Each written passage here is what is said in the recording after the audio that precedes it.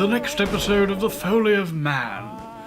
I'm Chris, and with me here today, Robert. And today we're going to be looking at the second part of Chapter 37, Of The Shadow of the Ministries. it's chapter 37 of Fall of Equestria, a fan fiction, as it were, that was written by an internet user by the name of K-Cat. This is K. Cat. For those of you unfamiliar with the show, I'm Robert, he's Chris, he's Brony, I'm not. We're reviewing a fan fiction that combines Fallout and My Little Pony in a clusterfuck of fanfic awesomeness. Yes. Or at least that's what it's been thus far. Yeah. So, because Chapter 37 is so long, we're doing these in parts. Canonically approved parts. So this is part 2 of Chapter 37. Mm-hmm. So will you... I guess we don't have a beginning chapter quote because Nope. it's part 2 of the chapter. So we kind of start things right off. We start after the, in Chapter 37, there are 6 memory orbs. Yep. 6. And we will go through kind of, I think they're separated one by one. And so we just went, we just got exposed to the Apple memory orb, which is the revelation that Steelhooves, technically at that point Apple Snack, murdered Zecora. Yep. And Applejack held it against him. And so this was the... It's not all she held against him. Well, technically it would be before then, and then afterwards never again. So that was the death knell for their relationship. But we should promote some abstinence only. It only takes once. It does only take once. One sperm from a Every virile male is pony. important. Yes, every sperm is sacred. I'm surprised we haven't come across any since it's Fallout, all 1950s era kind of stuff. I'm surprised we haven't come across some kind of weird, ridiculous abstinence poster or sex ed poster in one of the schools. That would be different. It would be different. But anyway, moving on. Yep. So we started up kind of jumping straight into it, in which they start looking for a way into the castle, technically the royal treasury, from underneath the statue. Yes. The Alicorn Tower. Secret passageway, as it were. As it were. So that's interesting that they would have an alternate escape method, obviously created after the fact, based on the Alicorn Tower. When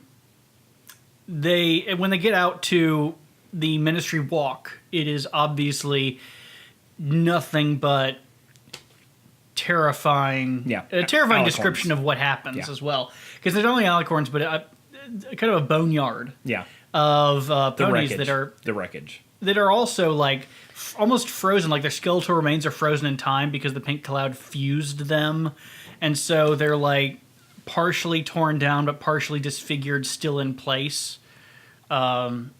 Terrifying to imagine. Yeah. It's fucked up. Yeah. The pink fog destroyed everything. Destroyed lives. And yet, in a way, things are still, like so much Fallout, it's frozen in time. It's continuing to crumble, but it's frozen in this moment in time. Oh, yeah. And it shows you the wreckage of it. Just the tremendous death and anguish. Yep. Also, as I put in here, Rip Lyra. K-Cat left a small inclusion of Lyra as described by a pony sitting on a bench in a rather peculiar manner, which you have no recollection Didn't of. mean anything to me. Didn't mean I a completely damn forgot. thing to I completely me. forgot that she kind of, I don't know what you would call that, name dropped in a way. That reference. Can you expand on that? What the reference is? Okay, so in for the non-bronies. I think it was actually, what was it? It was episode 3, which is Dragon Shy, I believe. Lyra, which is one of the ponies, a mint green unicorn with a mullet, was sitting on a bench. Like the pose that they had for the model was sitting upright like a human, which was kind of out of place. And so just a pony doing yeah, effectively. And so everyone saw this, and as the fandom is wont to do, they took one small aspect of a character, minute detail, and made a backstory. They completely blew it all the way out. So she actually ended up being this person who loved humans and who watched a show called My Little Human and was a massive fan and was in a dedicated relationship with the other mayor that was on the bench, whose name is Bon Bon because her cutie mark is bonbons. Mm-hmm. And they somehow got along. Seriously, they just blew it all straight out from beginning to end. Very enjoyable. And hilariously, in the 100th episode of the show, which was supposed to be a For the Fans episode, Fan service. They totally allude to them being in a relationship by saying, we're the best of friends while one is holding the other's face. I gotcha. It's I have a question for you. Well, we'll see that. In My Little Pony, would non-binary be non-binary? No. A non-binary relationship? No. Moving on. So we get to the Ministry of Peace. Masses of ponies lying all over the floor. Yes. And we come across an auditorium. A familiar auditorium. Familiar auditorium. And Velvet loses her goddamn mind. Yep, she just completely snaps all the way from beginning to end. Yeah, she recreates the scene from the memory orb with Fluttershy that she's watched over and over and over again. Word for word. The only problem with it is that the stage is enveloped with a condensed pink fog. Have you ever had one of those experiences where you had a friend who really loved Mystery Scientific 3000 and you honestly just wanted to watch The Final Sacrifice as it was without anything, but as the movie's playing, he feels necessary to include all the lines of dialogue. It's like that. I feel like you're speaking from personal experience. I have no idea what you're talking about. Art imitating life. By the way, talk about an esoteric reference as well. So, anyways, the internet lost its pants with the MST3K. So of course, Calamity's like, "What the fuck?" And Little Pip's like, "Wait, no. I want to see where she's going with this." It's a bold move, Cotton. Let's see if it pays off. Let's see how it pans out. I just want to see where she's going with this one. Yeah. But anyways, but she's doing it. Pip is thinking this could be cathartic. This could be some form of closure because Pip knows Velvet is going to find out what Fluttershy did. She's the cause of death and in Equestria. what she did is very, very bad. Mm-hmm. She's the one that essentially destroyed the world. Yeah. And we find out later, too, from a memory, that Fluttershy really had no concept of what she did until everything was falling apart. Yeah. She had no idea. She always no thought, concept. She's like, they're not crazy enough to actually, nuke us into oblivion. No. Because if we just give... No. It's complete nonsense. They will be happy with us and the war will end. Fluttershy is the Neville Chamberlain to the Hitler Kaiser. There's a history reference for you, kids. Go look up Neville Chamberlain. The famous quote is, "Peace in our time." Yeah. So, anyway... So Calamity, of course, is like, all right, she's dying. She's literally giving the speech and, like, inhaling all of this awful pink. She could have literally stuck to the podium at any moment. Yeah. I mean, this stuff is nasty. I mean, it's interesting. We've had it built up, and we know this stuff is bad. But there's a little bit of Deus Ex Machina that's happening, where sometimes the pink fog's really bad, sometimes it's not so bad. It's kind of however bad the story needs it to be in this chapter. I think it's more plot convenience than Deus Ex Machina. Okay. Yeah. Sure, but you know what I mean. Oh, yeah. It serves the purpose of whatever the current scenario is. Well, actually, it is a little Deus Ex Machina, because, again, like, Pip, the rules change. That's what I mean. So, like, when Pip falls into a pool of it, instead of lifting herself up, she lifts the pool. Well, this was, as I pointed out... If the mountain will not come to Little Pip, then Little Pip must go to the mountain. Or vice versa. But anyway, we'll get to that here in a second.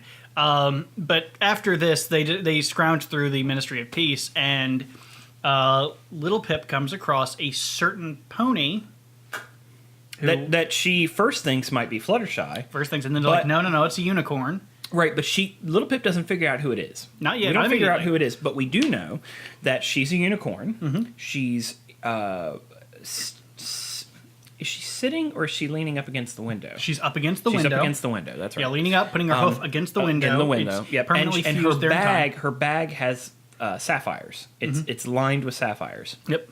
But we don't see the cutie mark of this particular pony. Although, if you've been paying any attention, you probably have some idea who this pony is. And it's explained later in the memory orb. But we'll get to that. Yes, but she finds the Fluttershy statuette. Right, which she Pip initially intends to give to Velvet Remedy. We should say they do save Velvet Remedy. They yank her out of the cloud. Yeah. They give her their last healing potion. And then that's why they go through and they need to find more. They 'cause need to find more. Not only is she hurt, but Pyrolite is also injured because Pyrolite attempted to save Velvet and dove down into the pink cloud, which is not good. No. Yeah. Although it means that the pink cloud is not flammable. That's good. That's good, right? Yeah, because it means that, It's helium based. It's actually inert. So as you're dying in the peak fog, you kind of talk like this. This is awful. I'm dying. that's why it's so terrible. Because everyone's laughing at you while you're suffocating, and burning from the inside. There's actually, it should be said, there are people who die every year from helium inhalation because they asphyxiate. They suck in because the balloons. the only part of your brain, or the only part of the human body that actually recognizes that it's suffocating is by registering the carbon dioxide count in your bloodstream. Right. And so when you introduce a different gas that is not carbon dioxide, your body you're inhaling and exhaling helium. You're not taking anything from the helium because there's nothing in the helium. So no for you to oxygen. So take. you are suffocating. It's just Yeah. the body doesn't recognize it being suffocating. So it's like, okay. Yeah, so people, yeah, people just asphyxiate on it, and that's the funny thing. Like when you're playing with a balloon, you're having a good time. Asphyxiate, fun thing. God, can you? I know, it's really fucked. I just can't do this anymore. I know. Why can't you take it seriously? Grow up, get some fucking hojos. Anyway. Oh man. Next point. No, there was something else I was going to touch on. What were we talking about? Come on, quickly. Pink Cloud. Pink Cloud. Velvet Remedy. Yeah, we were talking about Velvet Remedy, how we pulled her out, how we were moving on. We found the skeleton. Yep. And then you said, "Oh, the statuette. There we go. Bingo." Yeah. Had to get the train back on the tracks. Yes. So, but with the statuette, so Little Pip was going to give it to Velvet Remedy, to give her the thing. But when Little Pip picked up the statuette with her magical energy, she was suddenly overcome and imbued with this tremendous, just confidence, this feeling, this spark. It's hard. Be better. Right. Must be better. Yeah.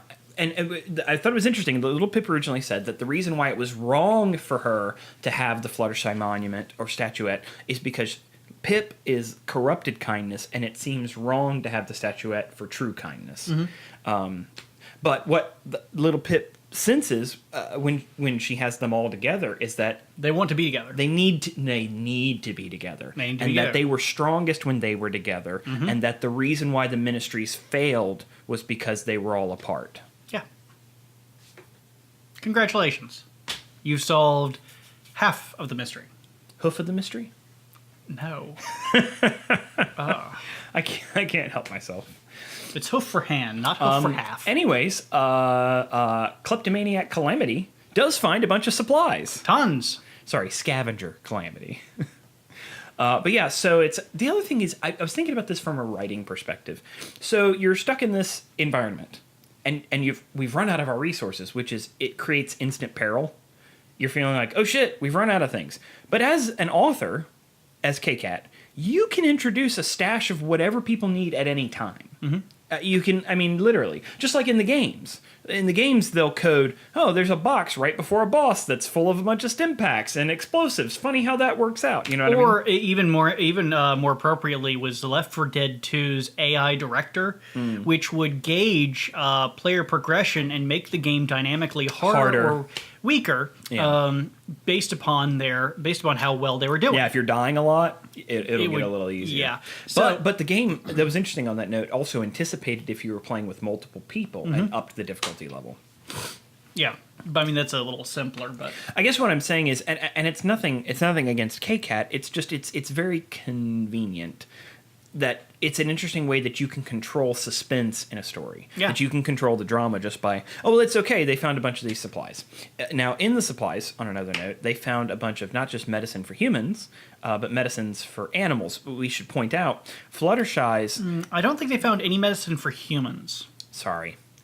Ponies. Every pony. Every person. The Ministry of Peace is full of animal skeletons. Not pony skeletons, animal skeletons. So I take it Fluttershy is like St. Francis of Assisi and has some kind of like animal kindness. Yep. Can she talk to animals? It's implied, yes. That she like understands them? That she understands them. Kind of a body language-esque scenario. That makes the Hot Diggity Demon videos even more fucked. Yeah. Because her shed was full of animal faces and bones. Yeah, no, she's the animal keeper. No, I get it. That joke makes more sense now. It didn't make any sense to me before. It's just like, well, sociopaths, torture small animals. That made some sense. But now it has more of a story context. Yes. So, but anyway, so there's a bunch in the ministry. There's a ton of medicine, not just for ponies, but also pets. Yes. Animals. And the animals seem to be able to communicate on a certain level, as we find from a memory. Well, arc because later in the this story. is kind of I don't know exactly how much you want to talk about writing convenience and plot convenience. Animal intelligence seems to come and go in the universe, depending. Yeah. So I think this is just one of those things where all of them have a kind of a baseline understanding of body language understanding, and then they can move from there. I don't know. It's weird. It's like empathy is the highest level that they all share as a trait, and then from there you actually get problem solving and various other things after that, which is weird. But I mean, you're in a universe where equines control the known world, so throw it out the window, boys. What's the one you always love to say? If there's no God, then why is she a pony? Checkmate, atheist. If God doesn't exist, then why is it a horse? I was explaining that to my wife. I was like, it's literally a universe where it's like there is no question if there's a God, there's your God. Bingo, right there.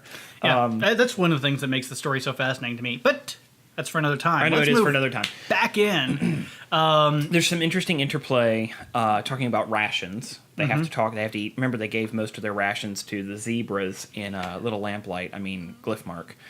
Which actually, K-Cat corrected us. Glyphmark is not Little Lamplight. It's the place. Big Town. It's Big Town. Big Town. Yeah, it's Big Town. My fault. So- I got that backwards. Well, but it's also just goes to show you the tremendous depth of knowledge that she has and can constantly pwn us on our own show. Ponius. Anyway. No, not pony us. Don't pony eyes us. You know that somewhere, Ponify. somehow, somebody's going to make a My Little Pony version of you and I. Well, you already did. Of you? Yeah. Well, it's up to you. Now, Sort of. That's a challenge to everybody out there. Ponify Robert. So Everybody already saw my Brony picture. yeah. You imagine you aren't getting that held against you. But anyway, so they're harping on Calamity again about eating meat. Yeah. And and- Calamity goes back rather uncomfortably to cannibalization, where he's like, look, they're already dead. You might as well eat them. And it's like, there's an inherent problem with that. Well, the thing that he said that was morally wrong with it is murdering someone to eat them. But Yes, but there's an inherent flaw, and this is the same thing that comes with donor cards. You know the little heart you have on your driver's license? Yep. Well, see, for your donor card to actually work and for you to donate your organs, you have to die in the hospital under the care of a doctor. You can't die out in the middle of a field and then wait a few hours and then donate your organs. By then, everything's gone. So the actor's saying, well, they were dead anyway. It's like, well, how did they die? Because the only way that you can actually get, like, Viable good meat, organs, yeah. viable meat off of something is to get to it rather quickly, which means either you were the one who did it or you're their friend, which is a terrifying thought. Don't eat me. Paging Dr. Kevorkian. Kevorkian wasn't responsible for eating them, That we know of, allegedly. allegedly. Yeah. All right, anyway, so they get attacked by alicorns because, of course, that's what's going to happen. They go for when you're- because they're going in between the Ministry of Peace and the Ministry of Magic into Twilight's ministry, which threw everyone for a loop because they're alicorn. Why can I not think of the names? Statues on top. I can't. Celestia, Luna. Just alicorn statues on the top. That's what threw them. I was going to say gargoyles. Gargoyles. Oh, I got alicorn you. gargoyles. Gargoyles. Okay. Yes, that's what I was. That's the word. That would be the equivalent of a church having a miniature god on every corner of the church. True. However, I think it would be more towards like the Vatican having it because it's a center for study. Blah, blah, blah. Okay, yeah, sure. Okay. No, you're correct. So anyway, the alicorns descend upon them, and Calamity responds by descending upon them with his gigantic as shit gun. Until he runs out of ammo. At which point, Steelhooves decides to join into the fray, runs out into the big pool of pink stuff. But they outflank him and light the pool up with electricity, shocking him and bringing him down. Mm-hmm. At which point, Little Pip runs out and decides she's going to hover across to save him, which was a really dumb idea. Yeah, really dumb. Little Pip, quick on making plans, not so good at thinking how the plans are going to actually work well. Yeah. But sometimes you need one and sometimes you need the other. Oh, there was also, before we move on, back when they found resources like supplies, they gave Steelhooves a bunch of spare metal. Yeah. From a sprite bot that they destroyed. Mm-hmm. Because as we know, his suit can self-heal. Regen. But they also loaded him up on some supplies, some medical supplies. Yeah. And Velvet Remedy makes an interesting note. Now, she says, these are real medicines. I don't know what boorish combat medicines you've been using, like Dash and Buck. But there's an implication there. It's like, I know you've been using some illicit, or maybe I'm assuming you've been using some illicit. Well, because the only person who's going to care about that is Velvet Remedy. Right. She's the only one who's going to care about, you've been doing drugs. I do think it's funny that Velvet hits one of the alicorns with the anesthetizing spell before the shield can close. Mm-hmm. The little yellow orb hits it. Yeah. And it collapses in its own shield. Yeah. With the shield still wrapped around it. And then utilizes a special form of magic we have not seen yet, which is the blood magic. Yes. Where it turns the blood and makes it a sword. Makes it a blade and starts cutting. Yeah, which is very clearly dark. Not good. Yeah. Not happy magics. No. Might have to do with a certain black book, maybe. Mm-hmm. Perhaps, methinks. Yeah. Perchance. Is it a coincidence that that heck, almost all of the Foally of Equestria books are black? I think not. Do the math. Foally of Equestria was an inside job. 7-Eleven was a part-time job. Then, so when Pip is flying out over the, or levitating out over the pool of water, she encounters, quite hilariously, a broadcaster, which causes her to dip down because it's causing her a massive amount of pain. And then, on top of everything else, when the just a whole bunch of stuff happens and she eventually falls into the water, which causes her to suffer an extraordinary amount of pain. Yes. And push all the fluids as well as the broadcaster away from her. Now, being said, this happened in the story before. So she's already utilized this power, mm-hmm. which was in the fight against Zenith. Mm-hmm. Well, not technically against Zenith. It was to get Zenith out after they fought. Right. But she took all of the taint and radioactive material and created this like dome, this bubble that protected her and Zenith from the gunfire coming from outside because they just didn't know where to shoot, so they were shooting randomly inside the bubble. Mm-hmm. So that has happened before. Right. I also said in this, if you had noticed, that Pip, much like the Planet Express ship, moves the world around her. Yeah, exactly. Oh, there was a great quote from this chapter that was an example of what I thought was really good writing. I do remember what it is. That when the Sprite Bot was shot, it fizzled out of existence with a spark of ozone. Yeah. Something to that effect. I'm paraphrasing, of course, but I thought that was an incredibly descriptive piece of writing. But I also to understand the electronics, Yeah. and how those things work. I just thought it was really interesting. Yeah. I like that line a lot. The last thing we touch on in the chapter is the Fluttershy orb. Yep. Which we discover is from the perspective of one of the creatures inside the Ministry of Peace. This character didn't mean anything to me, but I take it it's like Fluttershy's pet. Fluttershy's pet, Angel Bunny. Now, this is actually very important because this character has been mentioned in the episode before. Doom Bunny. Gotcha. So Angel Bunny is the Doom Bunny. That's Angel Bunny's the Doom Bunny. Don't tell Zenith. Nah. Good thing she's not a unicorn. But anyways, the scene we see is Fluttershy running into that big conference room that we'd seen before with the beautiful mahogany table and the big mahogany doors, and realizing that the world is collapsing around her. Everything's falling apart. She can't believe what she's watching. This is at the time when the zebras started shelling Canterlot, which caused the princesses to raise the shield. Yep. In defense. And so what happens is the shaking and the shuddering and the shock all causes the windows to break themselves, but they start healing. So we learn of a new kind of spell. The entire building has healing capability. Similar to Steelhose armor. Yeah. So there is that. But Rarity is there to comfort Fluttershy about this whole thing and say, "Look, we're going to get out of here. We're gonna go, and we're gonna get through this." And then they hear the of the pink gas starting to flood out from wherever it was, and Rarity instantly knows what it's capable of. Not exactly what it is, but she recognizes it as necromantic. And she comes in there trying to get Fluttershy to the stable, trying to get her to the stable. And Fluttershy's no, leave me. I deserve to die. Blah blah blah. And Rarity's like, you don't deserve to suffer for this. And so she teleports her. Yep. She uses a magic we haven't really seen before. You haven't. I haven't seen it before. Yep. Didn't mean to speak for you, but anyway. Technically, you have. The Alicorns can teleport. Right. Well, she teleports her.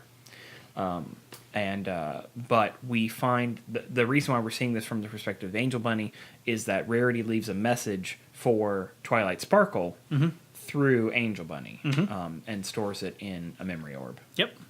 But Rarity is the one that holds her hoof up to the window to Correct. stop the gas from leaking in, and the entire time Her hoof bonds bonds to the window, and she is in a great deal of agony the entire time. Rarity is a character she's who's trying to hold her composure. Yeah, she's very keeping up appearances. And so when the gas is eating her alive, she's trying to remain calm and cool, but is obviously in a great deal of pain. And very clearly succumbed to it. And dying, yeah. And in fact, the chapter, part 2, ends quite abruptly without even specifically saying that it is the end of Rarity, but that's just where it dropped off. So we learned that the pony at the window. How much is that pony in the window? Was Rarity. So Was Rarity. Little Pip has slowly come across the corpses and done nothing to them of pretty much everyone. Yep. Pretty much everyone. Pretty much everyone. Yep. So I believe we've reached that time again. That time of the month? Is it really that time again?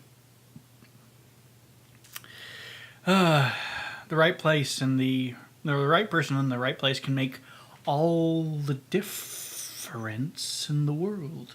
Especially when you're the Pony Pun of the Week!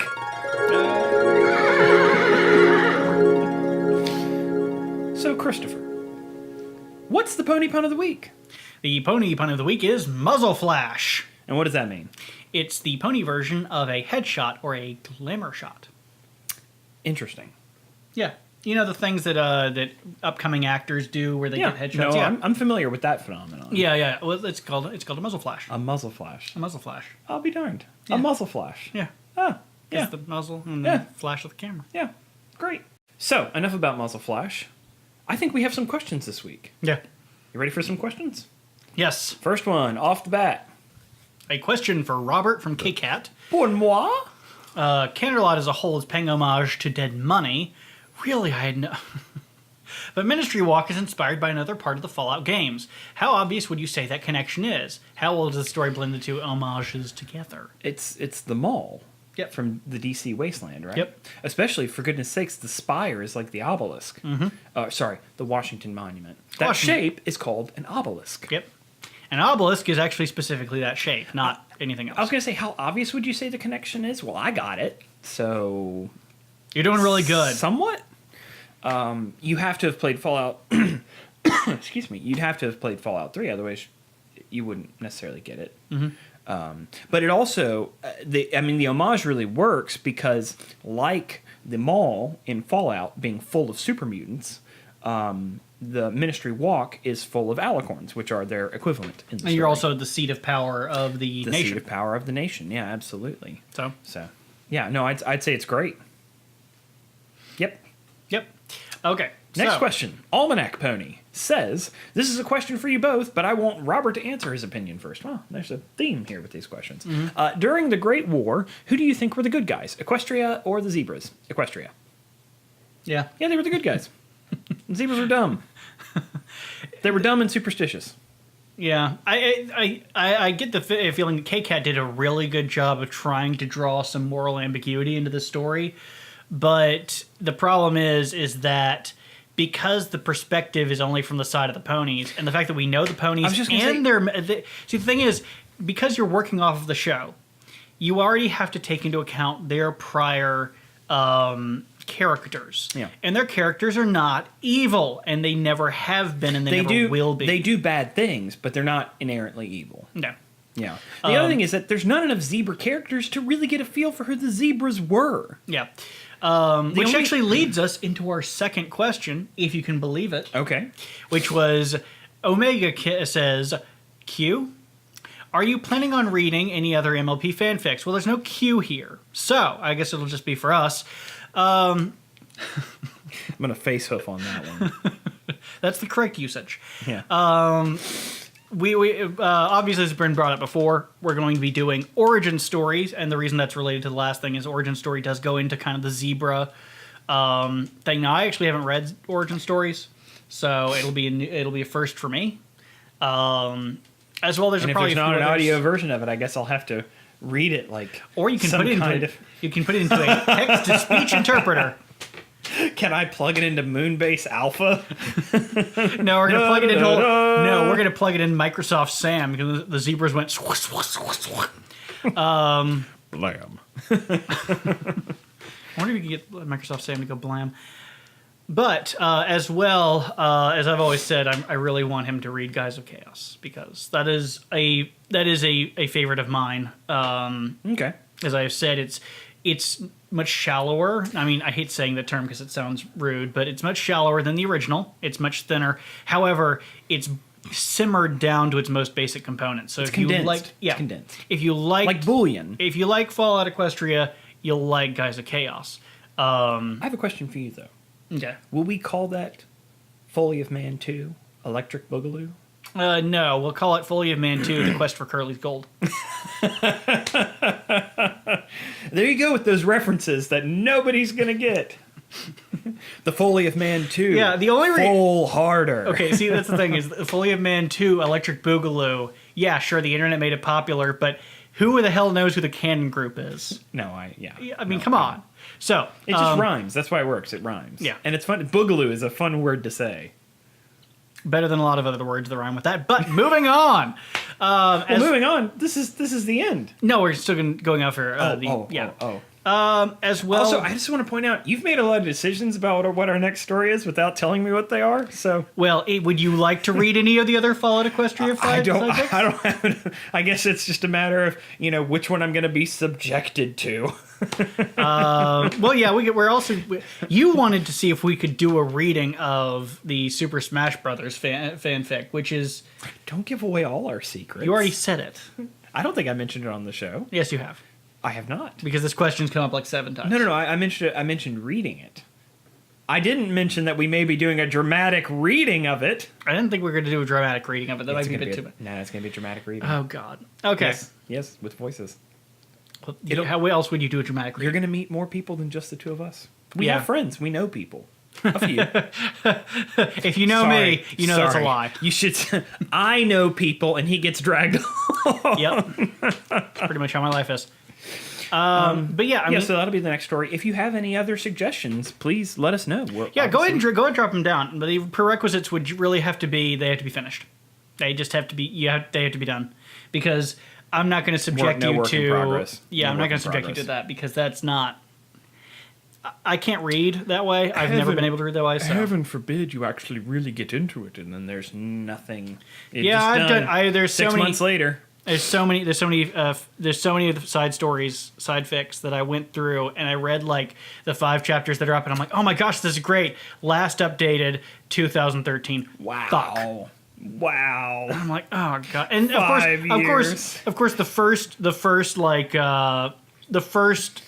five chapters are all within a month of each other, so it's like, oh, okay, this is never going to happen. Great. I'm looking at you, 95% of everything that's ever come out of this community. Wow, that is one hell of an indictment. By the by, if you're listening to us, you can always find us on youtube.com/CriscoBrainBiscuits. If you are watching us, you can always find us on thefoallyofman.libsyn.com. You can also find us on Twitter @CriscoCast. We don't do much, but we do something there. It's a good way to find the episodes. And if you'd like to email us, you can email us at cbpbch@gmail.com. Again, that is cbpbch@gmail.com. And if you'd like to write us a letter, send it to P.O. Box 4701, Hollywood, California. Somebody in Hollywood's going to get a really weird letter. It's just like, eat shit and die, eat shit and die. Wow. that's Ooh, what's this? Yif me daddy. Yif for me, daddy. Oh, God. God, GAWD. So anyways, you have, send us your suggestions if there's something you'd like us to do. As always, we do this because y'all listen. So if there's something else you'd like us to cover, we'd be happy to do it. Yep. So thanks for wasting another wonderful afternoon with us here on The Foally of Man. Do you want to speak for yourself? Because I remember I upset you last week. Or is it okay? It's fine. Okay. All right. For Chris, I'm Robert, and this has been The Foally of Man. I hope you have a wonderful week. Or a wretched week. I don't really give a fuck. But we'll see you same time, same place. Don't make promises your ass can't check. Don't write checks with your mouth that your ass can't cash. And that's a good place to end it. It's all over, but the cry